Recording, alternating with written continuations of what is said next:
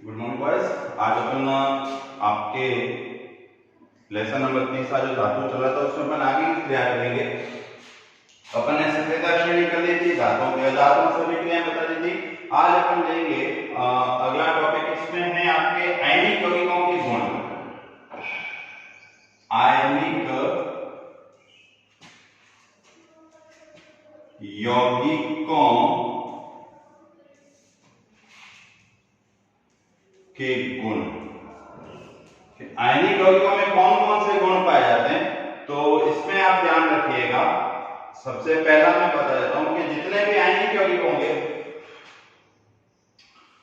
उनमें खासियत आती है। इसमें गुण और इनके भौतिक गुणों को लिया जा रहा है। यहाँ पर गुणों से अभिप्राय इनके भौतिक गुणों से लिया जाएगा।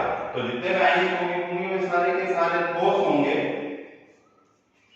थोड़े से कठोर होते हैं,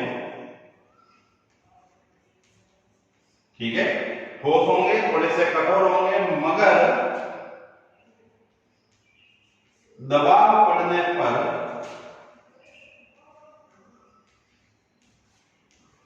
जो हल्का सा ऊपर से प्रेशर पड़ता है, दबाव पड़ने पर इनकी प्रकृति क्या हो जाती है, भंगुर, यानी ये आसानी से टूट जाते हैं, ठीक है। तो होते क्या है, ठोस होते हैं, थोड़े से कठोर होते हैं, मगर दबाव पड़ने पर क्या हो जाता है, ये भंगुर हो जाते हैं, टूट जाते हैं। दूसरा, जितने भी आयनिक यौगिक होते हैं इनके गलनांक और क्वथनांक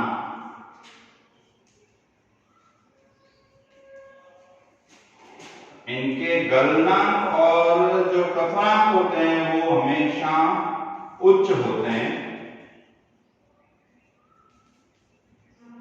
यानी बॉइलिंग पॉइंट और मेल्टिंग पॉइंट हमेशा आपके क्या रहेंगे, इनके ज्यादा रहेंगे। तीसरा जो होता है, ये हमेशा जल में विलय होते हैं,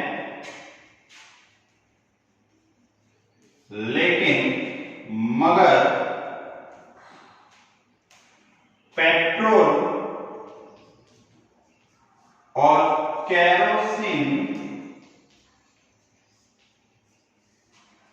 में अविलय होते हैं।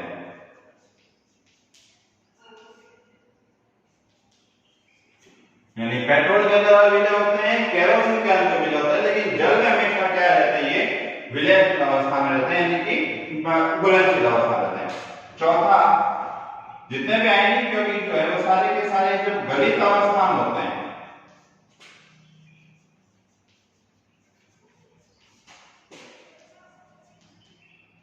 तब यह विद्युत का चालन करते हैं।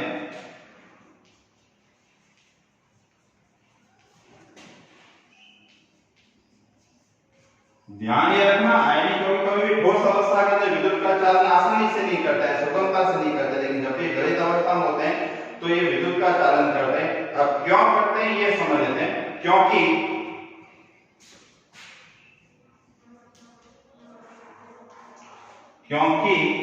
गलित अवस्था में, यानी इस समय, क्योंकि गलित अवस्था में विपरीत आवेशित आयन,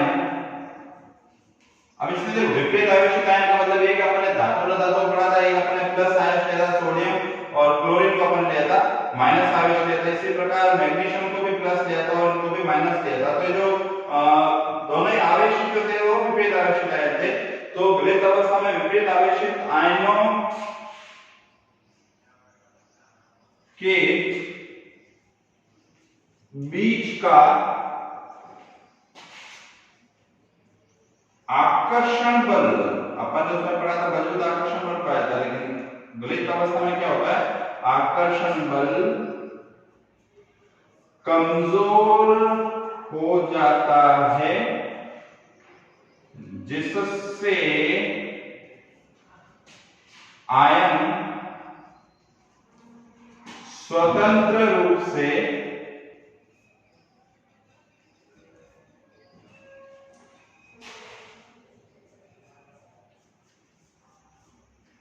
गति करते हैं तथा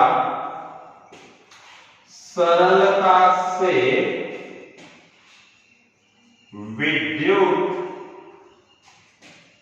का चालन करते हैं, यानी विद्युत को चलाने का कार्य करते हैं। तो ये आपके आयनिक यौगिकों के गुण हो गए। सबसे पहला है कि ये ठोस होते हैं, कठोर होते हैं, लेकिन यदि इन पर दबाव डाला जाए, प्रेशर डाला जाए तो ये आसानी से टूटना शुरू हो जाते हैं। दूसरा है इनमें घनाभ और कथांक दोनों ही उच्च होते हैं। तीसरा है जल में तो विलय होते हैं, लेकिन पेट्रोल और केरोसिन के अंदर ये विलय नहीं होते हैं। चौथा है गलित अवस्था में विद्युत का चालन सुगमता से करते हैं, आसानी से करते हैं। ठोस अवस्था के अंदर ये चालन नहीं कर पाते। अब क्यों नहीं कर पाते हैं, क्यों गलित अवस्था में विद्युत का चालन करते हैं, इसका कारण मैंने कह दिया।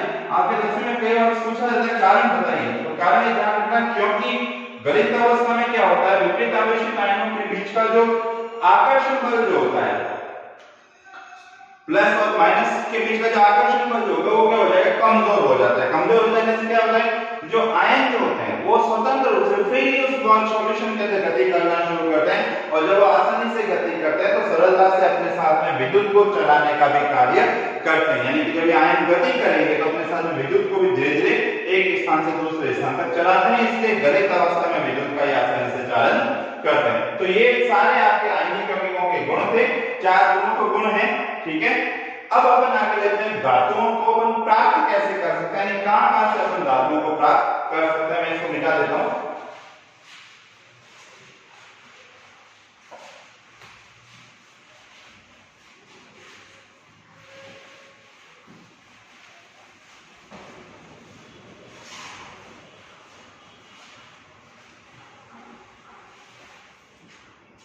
नेक्स्ट हेडिंग है आपके धातुओं की प्राप्ति,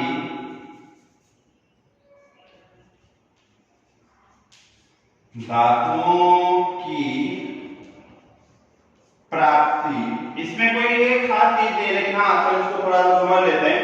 तो धातुओं की प्राप्ति हम जान लेना कि सब अधिकतर जो धातु है,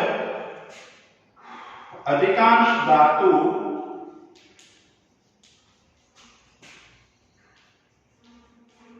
जमीन पर पाई जाती है, जिसको विज्ञान की भाषा में भूपर्पटी कहा जाता है।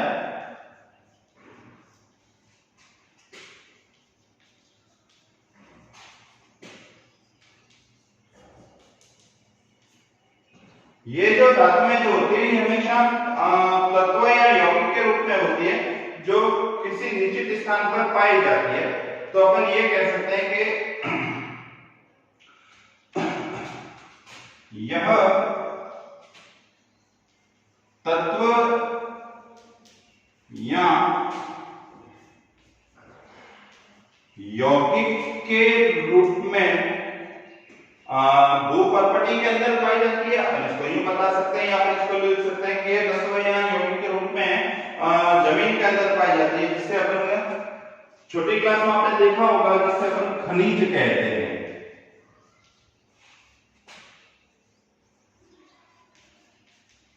जिसे अपन क्या कहते हैं, खनिज कहते हैं। आपने कभी छोटी क्लास में पढ़ा होगा कि सारी चीजें जो अपन जमीन से खोद कर निकालते हैं वो क्या कहलाते हैं, खनिज कहलाते हैं। अब इसमें इंपॉर्टेंट क्या है, खनिजों में भी क्या है, खनिज में जिस धातु की मात्रा सर्वाधिक होती है, ठीक है ना, अपन ये कहते हैं जिसमें कोई धातु है जो विशेष मात्रा में है, या अपन ये कह सकते हैं किसी स्थान पर कोई धातु विशेष मात्रा में जरूरत से ज्यादा पाई जाती है, तो उसको अपन क्या कहेंगे, अयस्क कहा जाता है। तो अपन ये कह सकते हैं खनिज में उपस्थित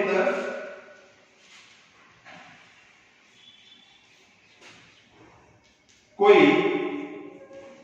विशेष धातु जो अधिक मात्रा में उसमें उपस्थित है, किसमें उपस्थित है, खनिज में उपस्थित है, उसमें उपस्थित है, तो उसे अयस्क, परिभाषा पूछी जाती है कि यार तो उसे अयस्क कहा जाता है।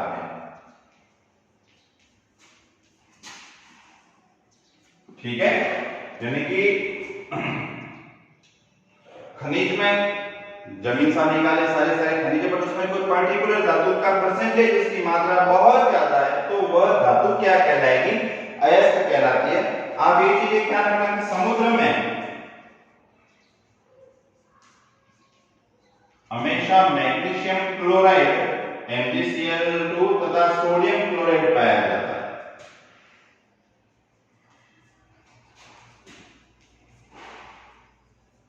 ठीक है ना, अपन ने कहा सारी धातुएं जमीन से निकलती है, कुछ जिसकी मात्रा ज्यादा होती है उसको अयस्क कहा जाता है, लेकिन ये जो है मैग्नीशियम क्लोराइड और सोडियम क्लोराइड हमेशा कहां पाया जाता है, समुद्री जल में पाया जाता है। तो ये तो हो गया अपने धातुएं कहां प्राप्त होती है। अब ये है कि आप अयस्क को कैसे प्राप्त करोगे, अपन ने कहा खनिज के अंदर ये पाया जाता है तो आप इसको अलग कैसे करोगे। नेक्स्ट है लिखना आप अयस्क का निष्कर्षण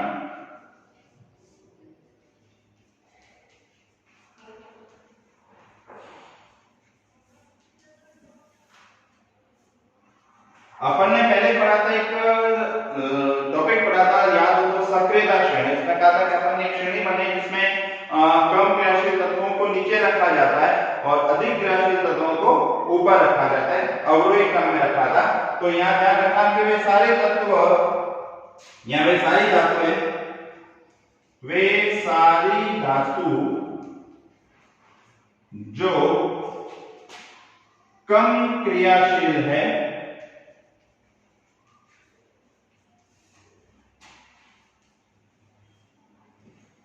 वो सदैव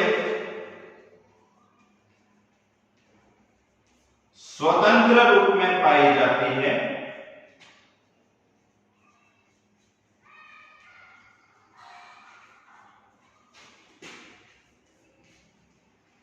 जबकि अधिक क्रियाशील धातु, कम क्रियाशील धातु है, जैसे मैंने कहा सोना था, चांदी था, आपके ये हाइड्रोजन था, ये सारी कम क्रियाशील धातु है। तो ये तो क्या होती है, प्रकृति में स्वतंत्र रूप से पाई जाती है, आसानी से आप इसे ले सकते हो।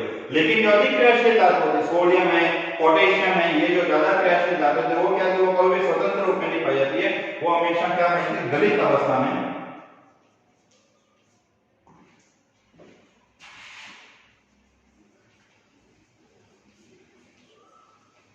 यानी कि यदि आपको इनसे अयस्क को अलग करना है तो हमेशा इनको क्या करना पड़ेगा, गलित अवस्था में पाई जाती है। लेकिन जो बीच की धातुएं थी, मध्यम धातु जिनको बोलते हैं, जिसके अंदर आपके आ जाएगा लोहा, जबकि मध्यम धातु, अब मध्यम धातु के अंदर अपन ले लिया लोहा, जस्ता, आपके सीसा ले लो, ये सारी मध्यम धातु हैं। जबकि मध्यम धातु हमेशा पृथ्वी पर, अब ये स्वतंत्र रूप में नहीं पाई जाती है, किसी ना किसी से जुड़ेगी, चाहे वो कार्बोनेट से जुड़े, चाहे वो सल्फेट के रूप में जुड़े हुए यानी सल्फर से जुड़ेगी, या वो ऑक्सीजन से जुड़कर ऑक्साइड आयन बनेगी, किसी ना किसी के साथ जुड़कर आयन के रूप में पाएगी, वो कभी भी स्वतंत्र रूप में नहीं पाई जाती है। तो अपन लिख सकते हैं कि मध्यम धातु जैसे आपके लोहा हो गया, जस्ता हो गया और सीसा हो गया, हमेशा पृथ्वी पर ऑक्साइड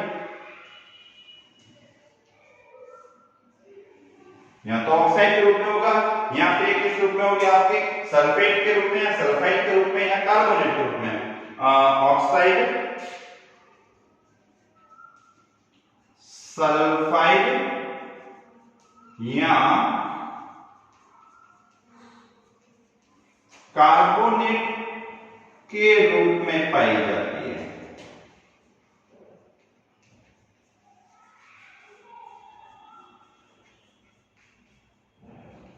ठीक है, यानी अयस्क जो होंगे, यदि जब भी आप इनको निकालते हैं, खनिजों से अलग करते हैं, तो ये हमेशा क्या करते हैं, जो शक्यता श्रेणी का आधार होता है उस आधार पर इनका पृथक्करण किया जाता है। जो कम क्रियाशील होती है वो तो हमेशा क्या होते हैं, पृथ्वी में स्वतंत्र अवस्था पाई तो उनका आसानी से निष्कर्षित कर सकते हैं। निष्कर्षण का मतलब अलग करना। अधिक क्रियाशील धातुएं क्या होते हैं, हमेशा गलित अवस्था में होते हैं, में प्राप्त किया जाता है, जबकि मध्यम जो धातु होती है वो हमेशा पृथ्वी पर किसी न किसी के साथ संयोजित अवस्था में रहती है। वो ऑक्सीजन से जुड़ के ऑक्साइड बनाएगी, सल्फाइड बनेगी, हमेशा वो कार्बोनेट रूप में पाई जाएगी। वो कभी भी स्वतंत्र रूप में या गलित रूप में अपन अलग नहीं कर सकते। और यहाँ पर अपन देखा जाएगा जो धातुएं जो होती है वो हमेशा जमीन पर खनिज के रूप में पाई जाती है। उसमें जिसकी मात्रा सर्वाधिक है उसको अपन क्या कहेंगे, अयस्क कहा जाता है। ठीक है, मैं इसको मिटा देता हूं।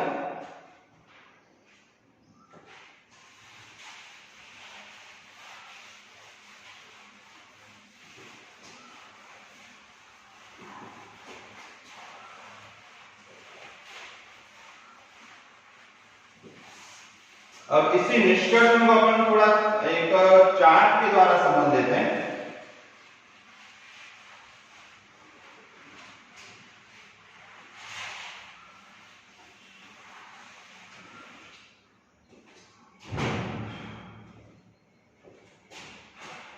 यहां पर मैंने लिख दिया सबसे ऊपर अयस्क। अब अयस्क को यदि खनिज से पृथक करना, सबसे पहले क्या करता है, सांद्रण विधि का प्रयोग किया जाता है। ठीक है, मैं थोड़ा इसको और क्लियर लिख देता हूं।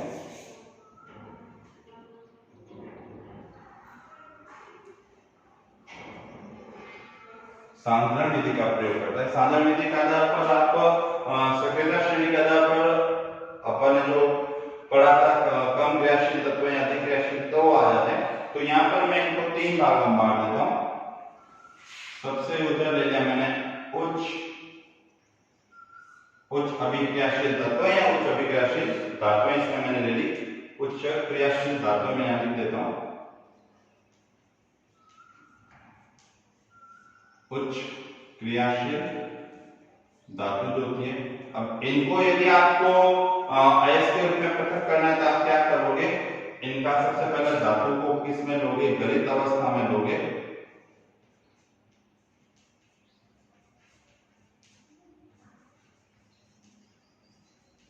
ले लिया, फिर यहां से आप क्या करोगे, शुद्ध धातु को आप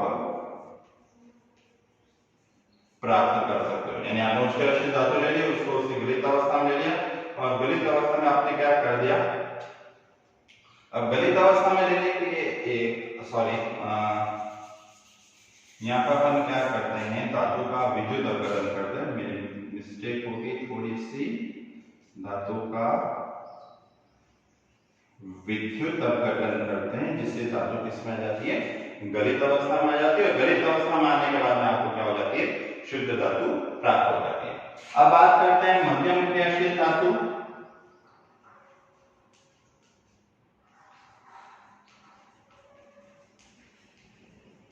अब ये क्या होंगे, या तो ये होंगे कार्बोनेट के रूप में, या ये होंगे सल्फाइड के रूप में। आपने जैसे पहले पढ़ लिया था कि ये कभी भी स्वतंत्र अवस्था नहीं पाएंगे, किसी ना किसी से जुड़ते पाए जाएंगे। तो कार्बोनेट अयस्क के रूप में पाए जाएंगे, या ये सल्फाइड अयस्क के रूप में पाए जाएंगे। अब कार्बोनेट अयस्क से अलग करना है तो इसको क्या करते हैं, एक विधि है जिसको बोलते हैं निस्तापन, और सल्फाइड से है तो अपन इसको बोलेंगे वर्जन। ये दोनों निष्कर्षण की विधि है। यदि आप कार्बोनेट अयस्क को पृथक करें तो आपको निस्तापन विधि का प्रयोग करना पड़ेगा, और सल्फाइड को करें तो आपको वर्जन विधि का उपयोग करना पड़ेगा। उसके बाद में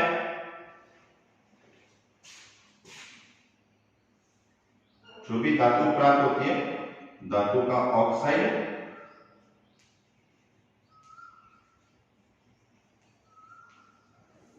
जिसका किया जाता है अपचयन, अपचयन के बाद में किया जाता है शोधन, और शोधन के बाद में आपको शुद्ध धातु प्राप्त हो जाती है। यदि कम क्रियाशील है, ज्यादा क्रियाशील नहीं, अपन कहते हैं भाई कम क्रियाशील कोई धातु है, तब क्या होगा, ये तो अपन ने लिया उच्च क्रियाशील धातु, तो अपन ने क्या कर दिया, धातु का विद्युत अपघटन कर दिया। मध्यम क्रियाशील में काफी कोई मुक्त अवस्था में नहीं पाए जाते हैं, लेकिन यदि उच्च क्रियाशील धातु, तब अपन क्या करेंगे, उस समय अपन क्या करेंगे, इसका वर्जन उसको सबसे पहले अपन क्या करेंगे, उसका भर्जन विधि के द्वारा खनिज से उस अयस्क को क्या करेंगे, पृथक करना शुरू करेंगे। फिर है अब यहाँ पर क्या होगा, यहाँ पर जो यहाँ पर से करोगे, जो कि अपने का गैस स्वतंत्र अवस्था में थी, इसलिए आपको ज्यादा प्रयास करने की जरूरत नहीं, आपको आसानी से शुद्ध धातु क्या हो जाएगी, प्राप्त हो जाएगी। जो यहाँ भर्जन करोगे आपको धातु आसानी से प्राप्त होना शुरू हो जाएगी। फिर आप इस आगे के उसमें चरण आपको परिष्कृत करते हो, शुद्ध रूप में प्राप्त करते हो। बेसिकली धातु का निष्कर्षण ये 3 चरण में होता है। अयस्क लिया जाता है, उनका सांद्रण किया जाता है, सांद्रण करने के बाद में क्रियाशीलता के आधार पर, सक्रियता श्रेणी के आधार पर उच्च क्रियाशील धातुओं के आधार से सबसे पहले धातुओं को, यदि उच्च क्रियाशील धातु है उसके अंदर, तो उसको प्राप्त करना, तो आपको क्या करना पड़ेगा, उस धातु का विद्युत अपघटन करना पड़ेगा। जो आप धातु का विद्युत अपघटन करोगे आपको शुद्ध धातु आसानी से प्राप्त हो जाएगी। बात करते हैं यदि मध्यम क्रियाशील तत्व है, अपन ने बात की थी जस्ता है, लोहा है, तो उसमें क्या करेंगे, ये हमेशा प्रकृति में तो कार्बोनेट के रूप में पाए जाएंगे या सल्फाइड अयस्क के साथ में पाए जाएंगे। कार्बोनेट अयस्क को अलग करना तो निस्तापन विधि का प्रयोग करना पड़ेगा, सल्फाइड अयस्क को अलग करना तो आपको भर्जन विधि का उपयोग करना पड़ेगा। बाद में इन दोनों से जो भी प्राप्त धातु होती है उसका ऑक्साइड प्राप्त होते हैं, उस ऑक्साइड का अपन क्या करते हैं, अपचयन करते हैं, और अपचयन से प्राप्त करने के बाद उसका क्या कहता है, शोधन किया जाता है, उसको धोया जाता है, उसका साफ किया जाता है, उसमें से गंदगी को अलग किया जाता है। अब यदि कम क्रियाशील धातु है, जैसे प्रकृति में नॉन और स्वतंत्र रूप में पाई जाती है, तो इसके लिए ज्यादा नहीं है, इसमें इसको भर्जन विधि के द्वारा अलग करते हैं, शुद्ध धातु आपको आसानी से प्राप्त हो जाती है। तो आज के अंदर अपन ने पढ़ा आयनिक यौगिकों की विशेषताएं, पहले आयनिक की विशेषताएं पाई जाती है, अयस्क किसे कहते हैं, और किसी भी खनिज से अयस्क का निष्कर्षण कैसे किया जाता है, ये अगले वीडियो के अंदर हम आगे के जो बचे हुए टॉपिक है उनको देखेंगे।